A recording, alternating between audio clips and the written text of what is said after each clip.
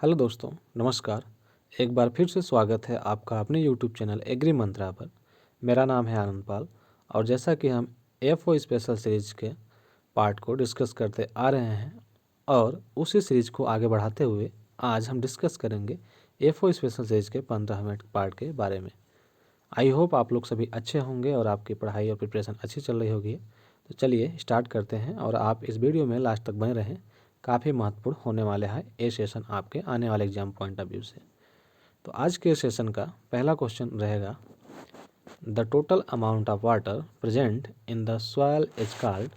तो इसका जो सही उत्तर रहेगा वो रहेगा आपका होलार्ड। ठीक है, यानी वाटर जो रहता है सॉइल में अवेलेबल उसको होलार्ड टर्म से हम जानते हैं। ठीक है, इसके अलावा अगर बात करें जो इससे संबंधित ही दो टर्म माने जाते हैं वो होता है आपका सिजार्ड एंड इजार्ड। ठीक है, इसको भी आप याद रखें, काफ़ी महत्वपूर्ण है। यानी वह कंडीशन जिसमें सॉइल को यानी प्लांट को वाटर अवेलेबल होता है उसे कहते हैं सिजार्ड, एंड वह कंडीशन सॉइल की जिसमें वाटर जो है अनअवेलेबल होता है प्लांट के लिए। तो इस इचार्ड के केस में क्या होता है, अनअवेलेबल होता है प्लांट के केस में वाटर का, और चेजार्ड में अवेलेबल के रूप में होता है। तो इसको आप याद रखें। चलिए आगे बढ़ते हैं अपने अगले क्वेश्चन की तरफ और अपना अगला क्वेश्चन रहेगा, speedometer is used for. तो इसका जो सही उत्तर रहेगा वो रहेगा आपका शेड्यूलिंग नाइट्रोजन फर्टिलाइजर।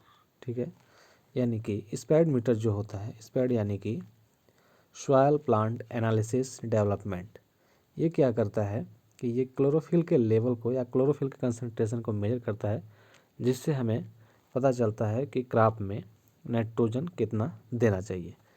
ठीक है, इसको याद रखें। चलिए बढ़ते हैं अगले क्वेश्चन की तरफ और अपना अगला क्वेश्चन रहेगा, dominant second element in the earth crust is. इसका जो राइट आंसर रहेगा वो रहेगा सिलिका। ठीक है, यानी कि जो सेकेंड नंबर पे सबसे ज़्यादा मात्रा में पाया जाता है एलिमेंट अर्थ क्रस्ट में वो होता है सिलिका। अगर फर्स्ट की बात किया जाए तो वो होता है आपका ऑक्सीजन। ठीक है, इसको आप याद रखें। ये दोनों जो होते हैं ये पाए जाते हैं नॉन मेटल के रूप में। ठीक है, नॉन मेटल जो बच जाते हैं वो सारे मेटल के अंतर्गत आते हैं, इसको भी आप याद रखें। चलिए आगे बढ़ते हैं अपने अगले क्वेश्चन की तरफ और अपना क्वेश्चन है, inner core of the earth contain. तो इसका जो राइट आंसर रहेगा वो हो जाएगा आपका सॉलिड आयरन एंड निकल। ठीक है, इसको आप याद रखें। साथ ही साथ चूँकि हम कॉन्सेंट्रिक रूप जो रिंग होता है उसके बारे में जानते हैं, कॉन्सेंट्रिक ये जो बना होता है 3 लेयर से बना होता है। एक होता है क्रस्ट, एक होता है मेंटल, एक होता है आपका कोर। ठीक है, तो कोर का इनर पार्ट जो होता है उसमें सॉलिड आयरन एंड निकल पाया जाता है। अगर आउटर कोर की बात की जाए, आउटर कोर में तो इसमें क्या होता है, मेल्टेड होता है। तत्व जो रहते हैं वो सेम रहते हैं, मेल्टेड इसमें फॉर्म में पाया जाता है आयरन एंड निकल। ठीक है, इसको आप याद रखें। चलिए बढ़ते हैं अपने अगले क्वेश्चन की तरफ। The process of deposition of simpler soil constituents removed from upper layer into the lower layer is termed as. तो इसका जो राइट आंसर रहेगा वो हो जाएगा इलुविएशन। ठीक है, यानी अपर लेयर से लोअर में जो कंस्टिट्यूएंट होते हैं उसका रिमूव होना और वहीं लोअर लेवल में आकर के डिपोजिशन हो जाना एलिवेशन कहलाता है। ये मोस्टली जो होता है वो आपका पाया जाता है बी होराइजन में। ठीक है, बी होराइजन में, इसको भी आप याद रखें। चलिए बढ़ते हैं अपने अगले क्वेश्चन की तरफ और अपना अगला क्वेश्चन है, the average chemical composition of NPK in night soil is. तो इसका जो राइट आंसर रहेगा वो हो जाएगा आपका 5.5% नाइट्रोजन एंड 4% फास्फोरस एंड 2% आपका पोटेशियम होता है। ठीक है, इसको आप याद रखें। अपना अगला क्वेश्चन है, total incoming radiation is measured by. तो इसका जो राइट आंसर रहेगा वो रहेगा आपका पायरेनोमीटर। ठीक है, यानी जो टोटल इनकमिंग रेडिएशन होता है उसको हम पायरेनोमीटर के द्वारा मेजर करते हैं। तो इसको भी आप याद रखें, ठीक है। यदि आपको सेशन ये अच्छा लग रहा है तो आप इसे ज़रूर शेयर करें अपने दोस्तों के साथ। चलिए बढ़ते हैं क्वेश्चन अगले की तरफ अपने। Range of you in Munsell colour chart is, तो इसका जो राइट आंसर रहेगा वो होगा आपका 0 to 10, ठीक है। यानी जो मंसल कलर चार्ट पे जो हु वैल्यू होती है, यानी कि वो दिखाती है आपकी, उस पे जो होता है आपका 0 से लेकर के 10 नंबर तक जो है स्केलिंग की जाती है, ठीक है।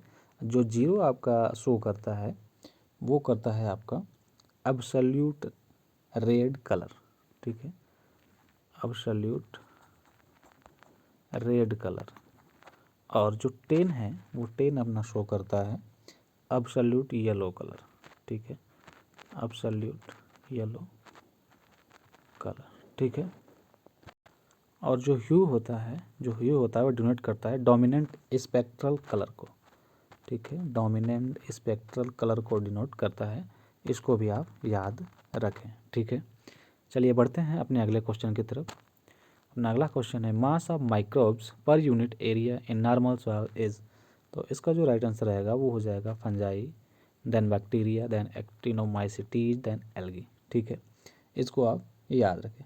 ये बात कर रहा है मास पर यूनिट एरिया की, ठीक है, पर यूनिट एरिया के बेसिस पे कर रहा है। यहीं अगर आपको पूछा जाएगा नॉर्मल सॉइल में जो डोमिनेंस है ऑर्गेनिजम्स की, तो इसका सीक्वेंस जो है वो चेंज हो जाएगा, ठीक है। तब आपका हो जाएगा बैक्टीरिया, एक्टिनोमाइसिटीज, देन फंजाई आ जाएगा यहाँ पे तीसरे नंबर पे, ठीक है। तीसरे नंबर पे आपका फंजाई हो जाएगा, देन एल्गे हो जाएगा आपका चौथे नंबर पे। अगर पूछेगा आपका dominance of organisms in normal soil, ठीक है, ये पर यूनिट की बात कर रहा है, वो नॉर्मल सॉइल में बात करेगा, ठीक है। चलिए बढ़ते हैं अपने अगले क्वेश्चन की तरफ, और अपना अगला क्वेश्चन रहेगा world earth day is celebrated on which day, तो इसका जो राइट आंसर रहेगा वो आपका रहेगा 22 अप्रैल, ठीक है। 22 अप्रैल को अर्थ डे जो है हमारे यहाँ यानी वर्ल्ड में मनाया जाता है, तो इसको आप याद रखें। अगर वर्ल्ड फॉरेस्ट डे की बात की जाए तो उसको भी याद रखें आप। वर्ल्ड फॉरेस्ट डे होता है आपका 21 मार्च को, और वर्ल्ड जो होता है वाटर डे होता है वो आपका 22 मार्च को, एंड वर्ल्ड मेट्रोलॉजिकल डे जो होता है आपका 23 मार्च को, ठीक है। तो इसको अभी याद रखें। जो वर्ल्ड फॉरेस्ट को आप ऐसे रखते हैं जैसे जंगल है, तो जहाँ जंगल है वहाँ बारिश हो रही है, तो जंगल हुआ फिर बारिश हुई, देन उसका भविष्यवाणी की गई, यानी कि मेट्रोलॉजिकल डे जो है 23 को मनाया जाता है। इस सीक्वेंस में ही आप इसको याद रख सकते हैं। चलिए बढ़ते हैं अपने अगले क्वेश्चन की तरफ। अपना अगला क्वेश्चन रहेगा best suitable soil for dryland agriculture is, तो इसका जो राइट आंसर रहेगा वो हो जाए आपका ब्लैक सॉइल, ठीक है। चूँकि जो ड्राईलैंड एग्रीकल्चर है वहाँ पे बेस्ट सॉइल ही क्यों मानी जाती है बेस्ट, तो इसका जो कारण है वो है आपका ब्लैक सॉइल में जो होता है रिटेंशन यानी वाटर होल्डिंग कैपेसिटी अच्छी होती है अदर सॉइल के कंपैरिजन में, इसलिए इसे वहाँ पे बेस्ट माना जाता है, ठीक है। और इससे रिलेटेड अगर बात करें तो वर्टिसॉल्स के अंतर्गत ही आता है, ठीक है। Vertisols sometimes it is called black cotton soils, ठीक है, और regular soil also it is known as, इसको भी आप याद रखें, ठीक है। चलिए बढ़ते हैं अगले क्वेश्चन की तरफ, और अपना अगला क्वेश्चन रहेगा CEC of montmorillonite is ranges between, तो इसका जो राइट आंसर होगा वो आपका 100 से लेकर के 150, ठीक है। इसको आप याद रखें। बात करें कॉलिनाट की तो उसका होता है 1 से लेकर के 15, ठीक है। ये जो वेट निकाला जाता है या इसका जो यूनिट होता है वो होता है मिली इक्विवेलेंट पर 100 ग्राम ऑफ सॉइल पर, ठीक है। ये उस पे इसका जो गणना किया गया है उस आधार पे किया गया था, इसको आप याद रखें। तो कॉलिनाट का जो होता है 1 से लेकर के 15 होता है, और जो माउंट मॉरिलनाइट होता है वो होता है आपका 100 to 150, ठीक है। इसको आप याद रखें। और जो सबसे ज़्यादा होता है वो होता है आपका ह्यूमस का, ठीक है। यानी कि अगर इसका सीक्वेंस देखा जाए तो कैलनाइट होता है, देन इलाइट होता है, ठीक है। एक सेकंड मैं इसको रफ कर देता हूँ। देखिए जो कैलनाइट का होता है वो होता है 1 से लेकर के 15, देन होता है इलाइट का, वो होता है आपका 30 से लेकर के 40, मिली इक्विवेलेंट पर 100 ग्राम ऑफ सॉइल पे। मॉन्ट मोरिलांड का जैसा कि है इसमें मेंशन है, और वर्मिकुलाइट का होता है जो आपका वो होता है मोर देन, यानी कि 150 से ज़्यादा, यानी more than 150 to 200 to 250, and उसके बाद जो होता है सबसे ज़्यादा उसके ऊपर चल जाता है आपका ह्यूमस का। ठीक है, तो इसको भी आप याद रखें। चलिए बढ़ते हैं अपने अगले क्वेश्चन की तरफ, और क्वेश्चन रहेगा अपना अगला, prevention of food adulteration act come into the force in, तो इसका जो राइट आंसर रहेगा वो हो जाएगा 1944। ठीक है, उसके अंतर्गत ये एक्ट सामने आया था।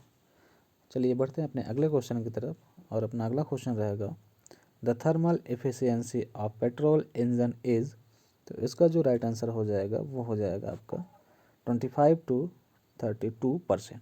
ठीक है, इसको आप याद रखें।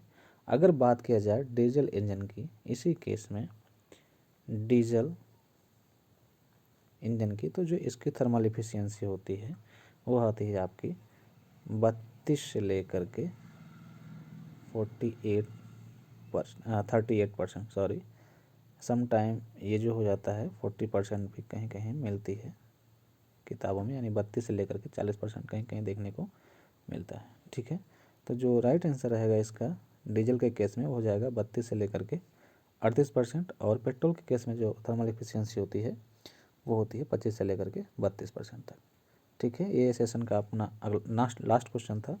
तो इसी के साथ अपना ये सेशन समाप्त हुआ, और ये सेशन आपको अच्छा लगा हो तो इसे लाइक करें और दोस्तों के साथ शेयर करें। Thank you so much.